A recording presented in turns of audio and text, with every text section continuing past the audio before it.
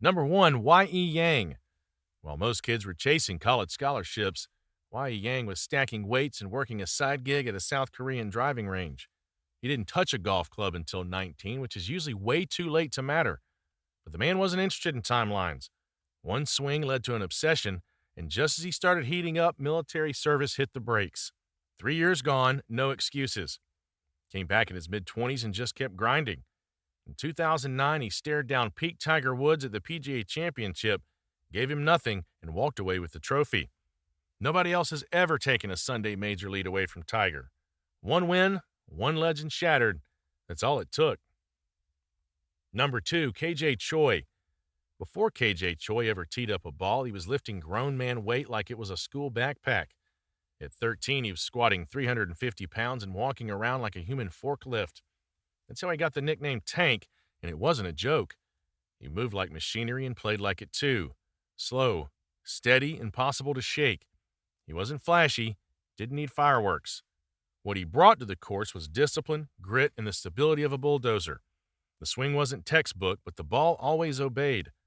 From Asia to the PGA Tour, he racked up 29 wins worldwide and even grabbed the Players' Championship. Built like a lifter, wired like a monk, and competitive like a prize fighter. Number 3, Seve Ballesteros. Seve Ballesteros didn't grow up near a golf course. He grew up on a beach with a battered 3-iron and a pocket full of dreams. While other kids were hitting range balls, he was smashing pebbles in the sand and learning to spin miracles off raw instinct. He couldn't even step onto a real course until his teens, but by then, he'd already taught himself more than most instructors ever could. When he finally made it to the pros, he didn't just play, he performed. Every shot was a brushstroke, every escape a piece of art. Seve didn't follow rules or swing like a robot. He improvised everything and still made it sing. No roadmap, just fire and imagination. He didn't just play golf, he made it feel like magic. Number 4, Mike Austin. Mike Austin wasn't a PGA superstar. He was more like a walking folktale in golf shoes. His whole legend hangs on one swing, a 515-yard nuke launched in 1974 with a wooden club while he was 64 years old. Most guys that age are stretching their backs and hoping to keep it under triple digits. Mike broke physics instead. Off the course, he was a character out of a forgotten Hollywood script. He taught half the actors in town, claimed to have decoded the golf swing down to its atoms, and lived like a man who never needed facts to back anything up.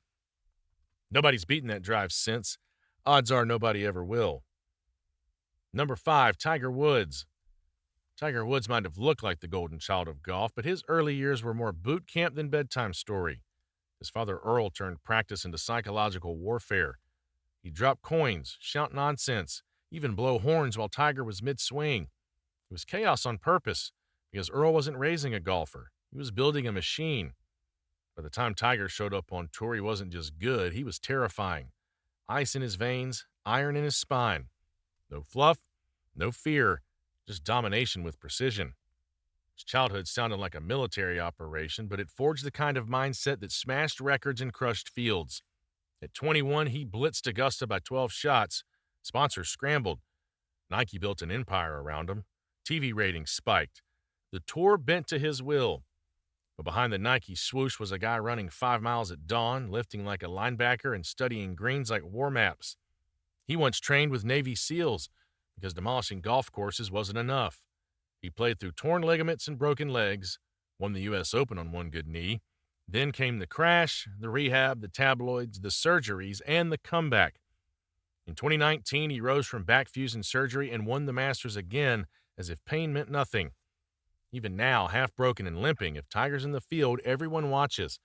Because when the machine boots up, it doesn't whisper, it hunts. Number 6, Gary Wolstenholme. Gary Wolstenholme wasn't late to the party. He showed up with gray hair and still outplayed half the room. After owning the amateur scene for years and even handing young Tiger Woods an L in the Walker Cup, Gary finally turned pro at 48. Not ideal timing for most, but he didn't care. 2 years later, he was lifting trophies on the senior tour like he'd been doing it forever. Even his golf journey ran backward. He didn't get good until his late 20s.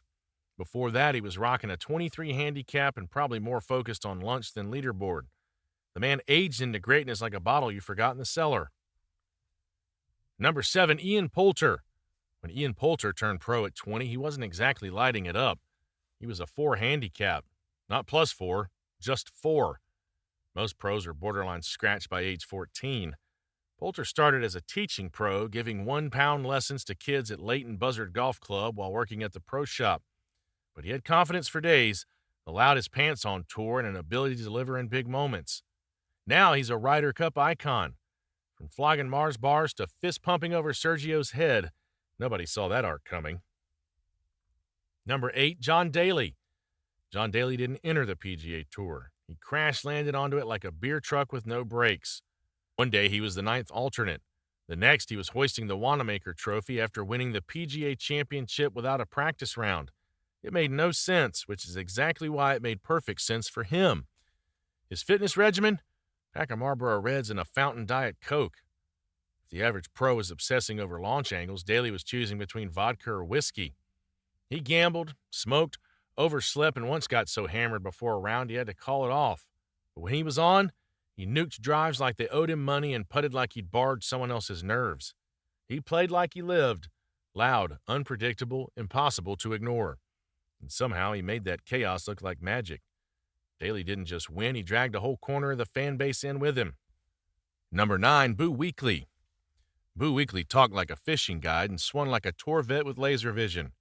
Raised in the Florida Panhandle, he grew up skinning gators, dodging class, and casting lines instead of hitting putts. Golf was just something else to aim at. He didn't care for the polish, didn't like flying, hated fancy courses, and once said he'd pick a day on the water over the Masters without blinking. He famously rode his driver like a rodeo horse at the Ryder Cup and treated interviews like an open mic night. But here's the kicker. The guy could flat out stripe it. Weekley's swing was textbook smooth, his contact absurdly crisp. If you stripped away the accent and camo hats, you'd think he was built in a lab. Number 10, Miguel Angel Jimenez. Miguel Angel Jimenez aged like a Spanish wine he probably carried in his golf bag. With his ponytail, wraparound shades, and ever-present cigar, he didn't look like a professional golfer. He looked like a Bond villain on vacation. But he could absolutely play. His pre-round routine was something else. Slow hip rolls, deep knee bends, a little salsa move, all while puffing smoke like a chimney. He'd stroll onto the tee, carve a buttery fade, and walk it off like nothing happened. His short game was sauce, and his putting, cold as his wine. He didn't fake charm or style, he lived it. Played it, poured it into every round. Number 11, Anthony Kim. Anthony Kim didn't just show up, he exploded onto the scene with star power, swagger, and a belt buckle big enough to hold all the hype. He took down legends, talked trash with charm, and played like the PGA was just another college tournament. The guy had it all. Then one day he was gone. No farewell tour, no press conference, just silence. Whispers of a massive insurance payout floated around. Some said injuries, others said lawsuits. Kim said nothing. For over a decade, he became golf's version of Bigfoot, spotted occasionally but never confirmed. In a sport where guys hang around for decades, Anthony lit up for a blink and left everyone wanting more. No comebacks, no apologies. Just one of the strangest disappearances the game's ever seen. One minute he's a Ryder Cup hero, the next he's a memory. Still talked about, still missed, still completely untouchable. Number 12, Bryson DeChambeau. Bryson DeChambeau plays golf like it's a math problem he refuses to get wrong.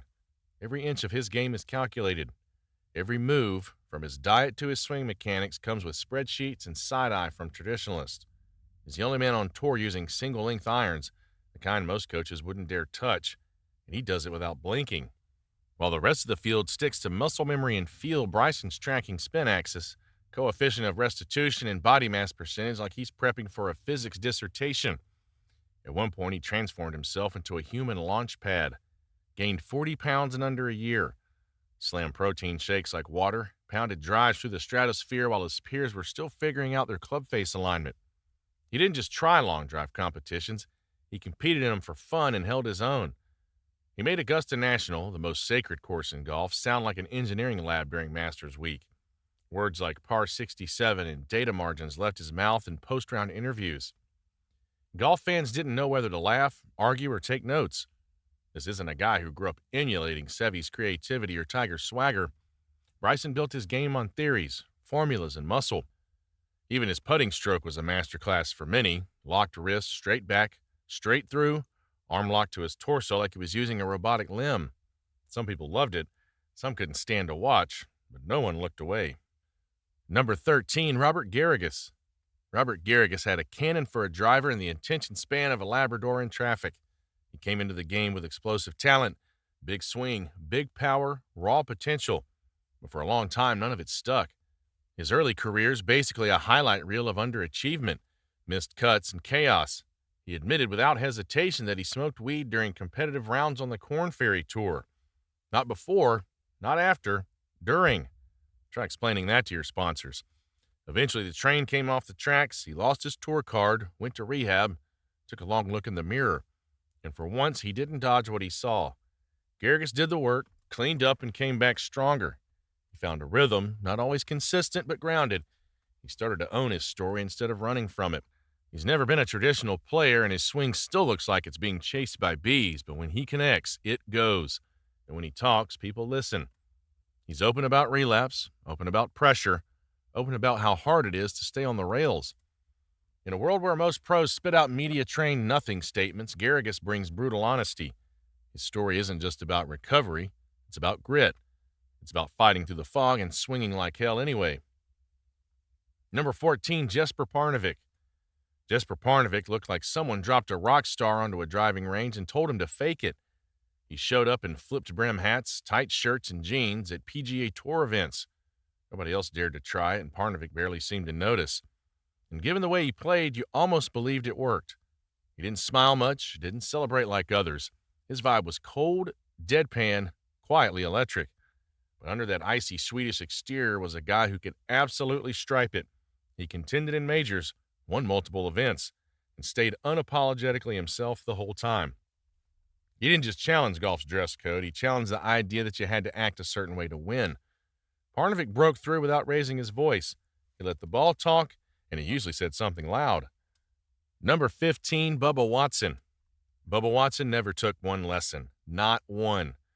He learned to play golf by slapping wiffle balls around the yard and inventing shots nobody else would even try.